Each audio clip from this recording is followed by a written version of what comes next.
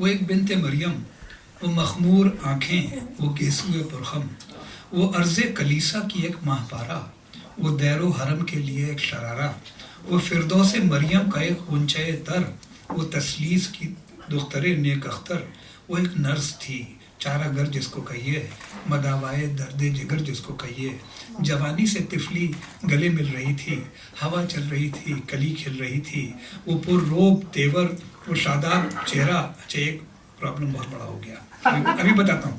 متائے جوانی پہ فطرت کا پہرا، میری حکمرانی ہے اہل زمیں پر، یہ تحریر تھا صاف اس کی جبیں پر۔ پرابلم کیا ہو گیا، یہ انہوں نے، میں نے دیکھا انہوں نے کچھ کتابوں کی بائنڈنگ میں کچھ پیجز مسنگ، وہ باقی نظمی مسنگ ہوتی۔ بہرحال تو یہ تو ہوئی مجاز صاحب کی بات۔ اب ہمارے خاندان میں اب یہ بھی ہے کہ ماموں کے بارے میں اتنی بات کی ہے تو کچھ تمیزداری کی اور کچھ پیراسائڈل گلٹ کو کم کرنے کی یہ بھی ضرورت ہے کہ اپنے فادر کے بارے میں کچھ کہوں۔ ہمارے فادر جو تھے جانسر اختر، وہ دیکھیے میں پاکستان کے شاعروں کو بھی جانتا ہوں لیکن ہندوستان کے شاعروں کو زیادہ جانتا ہوں کہ ایک ایکسٹریم ہے شاعروں کی جو صرف غزل کے شاعر ہیں، جیسے کہ شکیل بدایونی، جیسے کہ جگر مراد آبادی، جیسے کہ اصغر گولڈوی، جیسے کہ یہ شاعر جو ہیں یہ سب غزل کے شاعر ہیں۔ یگانہ چنگیزی، اصغر گولڈوی، یہ آپ کے شکیل بدایونی، جگر مراد آبادی، نوح ناروی، آنند نارائن ملا، یہ سب غزل کے شاعر ہیں۔ دوسری طرف ہیں جو صرف نظم کے شاعر ہیں، اس میں سے جو پیور ہیں نظم کے شاعر جنہوں نے کوئی غزل کبھی نہیں کی، ایک شعر بھی غزل کا نہیں کہا ہے، وہ ہیں اختر علی مان۔ بہت عمدہ شاعر ہیں اختر علی مان، جن کا مزاج جو ہے ٹیمپرامنٹلی مور ویسٹرن ہے اردو شاعری میں، تو ان کو کم اپریشیٹ کیا گیا لوگ۔ جیسے ان کی ایک چھوٹی سی نظم اتفاق کی بات کر رہا ہوں تو اس میں سناتا چلوں کہ نقرئی گھنٹیاں سی بجتی ہیں، نقرئی گھنٹیاں سی بجتی ہیں، دھیمی آواز میرے کانوں میں دور سے آ رہی ہے، کہیں میرے اپنی کہانیاں قصے یاد کر کر کے ہنس رہی ہو تم شاید۔ واہ واہ۔ نقرئی گھنٹیاں سی بجتی ہیں، دھیمی آواز میرے کانوں میں دور سے آ رہی ہے، کہیں میری اپنی کہانیاں قصے یاد کر کر کے ہنس رہی ہو تم شاید۔ So this is, he was a purist, he never wrote one غزل، اختر علی مان۔ اس کے بعد دو شاعر اور ہیں جیسے کہ کیفی اعظمی۔ کیفی اعظمی صاحب نے تمام زندگی میں 10 غزلیں لکھی۔ He was also basically نظم کا شاعر۔ Same thing with Ali Sardar Jafri, ایک سے ایک عمدہ نظمیں ہیں ان کی، amazing کمان، اور کیا عمدہ نظمیں ہیں ان کی۔ کیفی صاحب کی بہت اچھی نظمیں، لیکن یہ انہوں نے غزلیں لکھ دی ہیں کوئی 8-10۔ اختر علی مان نے ایک بھی نہیں لکھی۔ مجاز بھی موسٹلی نظم کے ہی شاعر تھے، حالانکہ مجاز نے غزلیں 15-20 لکھی، but mostly on this side. ہمارے جو فادر تھے جانسر اختر صاحب، انہوں نے کمال ہی کر دیا، انہوں نے اتنی غزلیں لکھی ہیں، اتنی نظمیں لکھی ہیں، اتنی رباعیاں، اتنی طویل نظمیں، اور نظم جو کہ بک لینتھ نظمیں، vast genre of poetry. That's one greatness, I think. His expanse of poetry is very great. Secondly, کہ انہوں نے دیکھیے عورتوں کے بارے میں ساحر صاحب کی کافی نظمیں ہیں، لیکن وہ زبان عورت کی نہیں معلوم تھی، that is inspiring a woman، but زبان جو ہے وہ مرد کی ہے۔ اختر صاحب نے نظمیں لکھی ہیں جس میں زبان عورت کی ہے، تو that was a amazing capacity ہی ہے۔ تو ایک یہ کیپیسٹی تھی پوری، بلکہ جو ان کی پوری نظم ہے، میری ماں کی ڈیتھ پہ انہوں نے 2 نظمیں لکھی۔ ایک نظم وہ ہے جو کہ the day after she died he wrote خاک دل، دوسری نظم ہے پہلی اینیورسری پہ خاموش آواز۔ تو پہلی نظم ہے ہی talking to my mother, the second poem is my mother talking to him, and that's a 10-paged poem from my mother to him. Then he wrote a book later in his life called گھر آنگن، اس میں کوئی 100 رباعیاں ہیں، 50 میاں بیوی سے کہہ رہا ہے، 50 بیوی میاں سے کہہ رہی ہے۔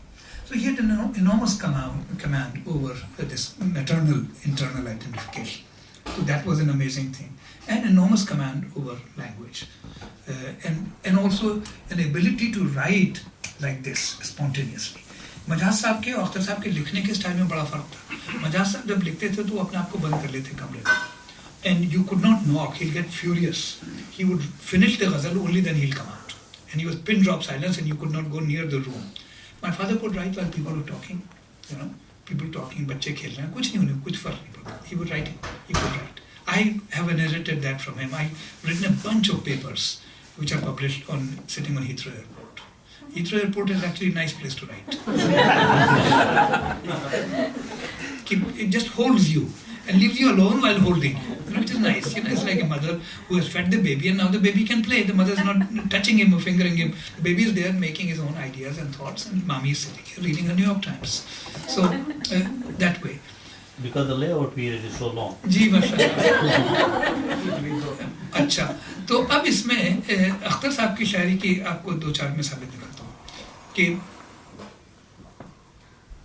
तो 2 नज़में अपने फादर की सुनाता हूँ, कुछ मुतफर्रिक़ अशार. एक नज़्म है ताक़ुब, चेज़. ताक़ुब. रात वीरां उदास हैं तारे, रात वीरां उदास हैं तारे, बह रहे हैं सुकूत के धारे, ज़हन बोझल है सांस भारी है, ज़हन बोझल है, रूह बोझल है सांस भारी है, ज़हन पर एक धुआं सा तारी है, दामने दिल कभी का चाक हुआ, दिल आवारा गर्द खाक हुआ, अब हसीनों के नाम याद नहीं, रौनक़े ज़ुल्फ़ नाम याद नहीं, फिर भी पिछले पहर हवाओं में, फिर भी पिछले पहर हवाओं में, शब की दुखती हुई फिजाओं में, एक आवाज़ अब भी आती है, दिल का हर तार छिड़ जाती है. जाओ मैं रोकती नहीं तुमको, जाओ मैं रोकती नहीं तुमको, चैन गर मिल सके कहीं तुमको, तुमसे गम भी मिले तो प्यारे हैं, साथ 12 बरस गुजारे हैं. तुमसे गम भी मिले तो प्यारे हैं, साथ 12 बरस गुजारे हैं. लाउबाली हो जानती हूँ मैं, लाउबाली हो मानती हूँ मैं, फिर भी एक बात जानती हूँ मैं, रंज दुनिया के जब उठाओगे तो मेरे पास लौटाओगे. इसमें जो शिफ्ट है कमाल की है. ये तो थी शरीफाना नज़्म. अब थोड़ी सी स्पूकी भी सुन लीजिए कि ये 3 बंद की नज़्म है और इसमें स्ट्रक्चर अजीब है कि एक रिफ्रेन है जो हर बंद के बाद रिपीट होगा, और पहला मिसरा 6 मिसरों का बंद है. पहला और 6th मिसरा राइम करता है, 2nd and 3rd, 4th and 5th and 1st and 6th, और refrain will come at every stanza. मैं तुझे चाहता नहीं लेकिन, मैं तुझे चाहता नहीं लेकिन, फिर भी जब पास तू नहीं होती, खुद को कितना उदास पाता हूँ, गुम से अपने हवास पाता हूँ, एक खामोशी सी छाई रहती है, जाने क्या धुन समाई रहती है, दिल से भी गुफ्तगू नहीं होती. मैं तुझे चाहता नहीं लेकिन, मैं तुझे चाहता नहीं लेकिन, फिर भी जब पास तू नहीं होती, गुम से अपने हवास पाता हूँ, खुद को कितना उदास पाता हूँ, एक खामोशी सी छाई रहती है, जाने क्या धुन समाई रहती है, दिल से भी गुफ्तगू नहीं होती. मैं तुझे चाहता नहीं लेकिन, फिर भी शब की तवील खिलवत में तेरे औकात सोचता हूँ मैं, फिर भी शब की तवील खिलवत में तेरे औकात सोचता हूँ मैं, तेरी हर बात सोचता हूँ मैं, कौन से फूल तुझको भाते हैं, रंग क्या क्या पसंद आते हैं, खो सा जाता हूँ तेरी जन्नत में. मैं तुझे चाहता नहीं लेकिन, अब आखिरी देखिएगा कि मैं तुझे चाहता नहीं लेकिन, फिर भी एहसास से निजात नहीं. मैं तुझे चाहता नहीं लेकिन, फिर भी एहसास से निजात नहीं, सोचता हूँ तो रंज होता है, दिल को जैसे कोई डुबोता है, जिसको इस दर्जा चाहता हूँ मैं, जिसको इतना सराहता हूँ मैं, उसमें तेरी सी कोई बात नहीं. क्या बात. ऐसे बापों के बेटे बनते हैं साइकोलॉजिस्ट. एक मजे का किस्सा सुनो. एक बार क्या हुआ कि अख्तर साहब हमारे जो फादर थे तो एक जगह दाखिल हुए, बम्बई से आए थे दिल्ली, तो पहुंचे घर किसी के, تو ان کو پتہ نہیں تھا. گھر میں ایسے ہی محفل تھی, کچھ 25-30 لوگ بیٹھے تھے, اور بیگم اختر جو کہ ہندوستان کی میرے خیال سے واحد اچھی غزل گانے والی تھی, تو وہ غزل گانی تھی. تو انہوں نے جو اس محفل کی شرمین تھیں, ان کو ایسے کونی مار کے کہا کہ ذرا آپ انٹرول کے لیے کال کرو, اور دوسری غزل گائی تھی. تو انہوں نے جو محترمہ تھیں اس گھر کی, تو انہوں نے ان سے کہا کہ بھائی تھوڑا اور 2-3 اور گا لیتے, اس کے بعد انٹرول کرتے. تو انہوں نے کہا نہیں, ابھی چاہیے انٹرول. تو she thought maybe she needs to go to the bathroom, God knows what. تو انہوں نے کہا ٹھیک ہے انٹرول کر دیں, ladies and gentlemen we'll break for 10 minutes. تو اب جب یہ جو تھی بیگم اختر, انہوں نے ان کو کونے میں بلایا محترمہ کو, اور کہنے لگے کہ دیکھو ایسا ہے کہ میں ہر غزل گانے سے پہلے کہتی ہوں یہ غزل شکیل بدایونی صاحب کی لکھی ہے, یہ غزل فلاں کی لکھی ہے, جگر مراد آبادی کی. اب میں نے ابھی دیکھا یہ جانا سر صاحب آ کے بیٹھے ہیں, تو میں نے کبھی ان کی کوئی غزل نہیں گائی ہے, مجھے بڑی شرمندگی ہوگی, پوری شام گاتی رہوں میں اور مختلف شاعروں کا نام لیتی رہوں, وہ بیٹھے ہوئے تو مجھے بڑی شرم آئے گی. تو تم ایسا کرو, ان کی کوئی کتاب ہے تمہارے پاس, تم ایسا کرو اوپر رکھ دو بیڈ روم میں جلدی سے جاتی ہوں, میں 3 شعر یا 4 شعر یاد کر لوں گی, میں تم فکر نہیں کرو, میں ٹیون بنا لوں گی اور میں سازندوں کو سمجھا دوں گی, میں ابھی گا دیتی ہوں 10 منٹ, اسی سے شروع کر دوں گی. تو ان محترمہ نے, وہ محترمہ ہمارے فادر کی بہت گہری دوست تھیں. تو اب کتنی گہری دوست تھیں اس کے بارے میں نہ پوچھا جائے تو بہتر. تو انہوں نے آ کے ہمارے فادر سے کہا کہ بھائی میرے پاس تو تمہاری ساری کتابیں ہیں, اس کو کون سی بتاؤں, تم جو بتاؤ ڈاگ ایئر اٹ وہی گاتے. تو میرے فادر نے کہا دیکھو ایسا ہے کہ اگر بیگم اختر میں اتنی کانفیڈنس ہے کہ وہ ایک 4 شعر یا 5 شعر زبانی یاد کر سکتی ہیں, دھن بنا سکتی ہیں اور گا سکتی ہیں 10 منٹ میں, تو پھر یہ it behoves upon me to write a new ghazal. And he went upstairs and he wrote 5 شعر کی غزل 3 منٹ میں. وہ لے کے آئے, بستر پہ رکھ گئے, بیگم اختر اوپر گئیں, انہوں نے پڑھی, نیچے آ کے انہوں نے گائی. And ان کے CD میں ایک ہی غزل اختر صاحب کی گائی ہوئی, that was written in 4 minutes. صبح کے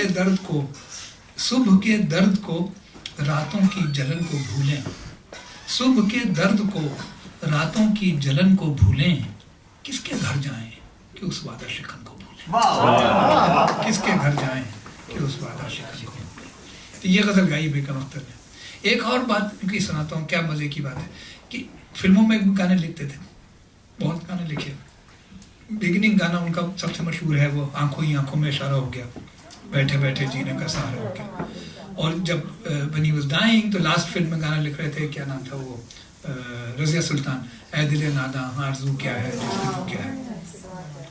سو اب فلم کی گانے کی عجیب عجیب باتیں ہوتی ہیں. تو ایک فلم کی لوگ بیٹھے ہوئے لیونگ روم میں, تو کہتے ہیں کہ اختر صاحب گانا اس سچویشن پہ ہے کہ مندر کا جو پنڈت ہے, مہنت ہے, اس کو بیٹی کی شادی کرنی ہے, لیکن پیسہ نہیں ہے, وہ جہیز دینا ہے, تو اب کرے کیا. تو کہنے کہ وہ ایک دم سے دیکھتا ہے تو سامنے جو مندر کی مورتی ہے دیوی کی, وہ سونے کی ہے, تو وہ سوچتا ہے اس کو چرا دو, لیکن اس کو گلٹ بھی ہو رہی ہے. تو یہاں پہ اس سچویشن میں گانا ڈالنا ہے. تو ایسا کریں گے, ایک شاٹ اس کی آنکھ کا, اور پھر کیمرہ جاتا ہے مورتی پہ, پھر کیمرہ اس کے فیس پہ, پھر مورتی پہ, اور اتنے میں بارش شروع ہوتی ہے, اور جو ہوا چلتی ہے, اور گھنٹے ٹن ٹن بج رہے ہیں, اور یہاں بجلی کڑکی, اور یہاں سے گانا ہلکے رفیع صاحب کی آواز میں شروع ہوا. ٹیون بتانا بھائی, ٹیون بتا.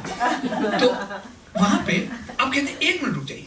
ڈاکٹر صاحب کیا ہے کہ گانے سے پہلے ایک پرانا کوئی ہندی کا شلوک ڈالتے ہیں, کوئی اینشنٹ شلوک ہو جو بھاری آواز میں, پروز کی آواز میں کہا گیا ہو, اس کے بعد رفیع صاحب کا گانا شروع ہو. تو آپ تو پڑھے لکھے آدمی ہیں, کوئی ڈھونڈ کے بتائیے گا کوئی بہت اچھا اس کانفلکٹ کو جو بتائے, ایسا کوئی ہمارے ہندو دھرم کا کوئی شلوک ہو تو مزہ آ جائے. تو میرے فادر نے سگریٹ جلائی, 1 منٹ سوچا, کہنے دیکھیے یہ لکھ لیجیے نا کہ پاپ کے کارن جائے اکارت, स्वार्थ के कारण जाए अकारत, पूजा भक्ति जाप. स्वार्थ के कारण सेल्फ इंटरेस्ट, स्वार्थ के कारण जाए अकारत, पूजा भक्ति जाप, और पाप में अपना स्वार्थ न हो तो पाप नहीं है पाप. तो डायरेक्टर कहता है कमाल कर दिया, क्या आपकी याददाश्त है, लिखो भाई लिखो. तो मेरे फादर ने कहा याददाश्त नहीं है तो अभी कहा है. He was able to write anything anytime. غزل کے ان کے ایک آدھ شعر. رنج و غم مانگے ہے اندو ہو بلا مانگے ہے. رنج و غم مانگے ہے اندو ہو بلا مانگے ہے. دل وہ مجرم ہے جو آپ اپنی سزا مانگے ہے. واہ دل واہ وہ مجرم ہے جو آپ اپنی سزا مانگے ہے. اور چپ ہے ہر زخم گلو چپ ہے شہیدوں کا لہو. چپ ہے ہر زخم گلو چپ ہے شہیدوں کا لہو. اور دست قاتل ہے کہ محنت کا صلہ مانگے. کیا بات دست قاتل ہے کہ محنت کا صلہ مانگے. واہ اور فرصت کار فقط چند گھڑی ہے یاروں. فرصت کار فقط چند گھڑی ہے یاروں. یہ نہ سوچو کہ ابھی عمر پڑی ہے یاروں. یہ نہ سوچو. اور ہر ایک روح میں ایک غم چھپا لگے ہے مجھے. ہر ایک روح میں ایک غم چھپا لگے ہے مجھے. یہ زندگی تو کوئی بد دعا لگے ہے مجھے. یہ زندگی تو کوئی بد دعا لگے ہے مجھے. اور اجڑی ہوئی ہر آس لگے زندگی رام کا بنواس لگے. اور ایک ایک لہر کسی یگ کی کتھا مجھ کو گنگا کوئی اتہاس لگے. اور تو کہ بہتی ہوئی ندیا کے سامان تجھ کو دیکھوں تو مجھ کو پیاس لگے. کیا بات تو کہ بہتی ہوئی ندیا کے سامان تجھ کو دیکھوں تو مجھ کو پیاس لگے. چلیے یہ تو ہوا. اب اس کے بعد بھائی بھی ہمارے شاعر ہیں. بھائی اچھا عام طور پہ جو لوگ شاعری کرتے ہیں تو وہ فلمی گانوں میں ان کی شاعری بی کلاس ہوتی ہے اور ان کی جو ہے پرائیویٹ شاعری ہوتی ہے وہ زیادہ عظیم ہوتی ہے. My sense is that Javed has actually written far better and fabulous film songs. Some film songs he has written are, really going to last for a long time, which is not true of a bunch of film music these days. پرانے زمانے کے تو چل رہے ہیں ابھی, لیکن یہ نئی گانوں میں سے کچھ گانے جو ہیں جاوید نے لکھے ہیں جو بہت اچھے لکھے ہیں. جیسے کچھ نہ کہو کچھ بھی نہ کہو. That's a great song. That's a great song. So